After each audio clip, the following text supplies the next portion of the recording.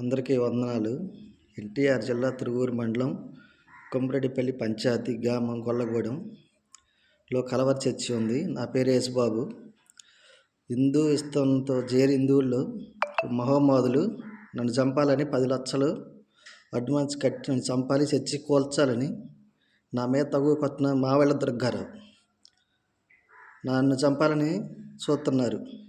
నాకేడ accident అయి నేను చనిపోయినా ఆడిదే బాధ్యత.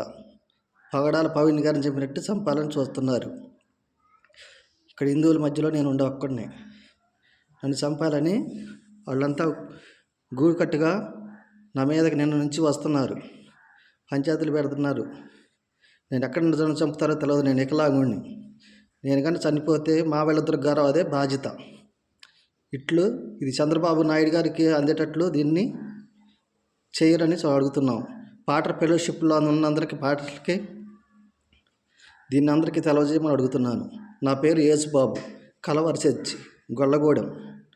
నేను కానీ చనిపోతే మా వీళ్ళిద్దరు గారు అదే బాధ్యత.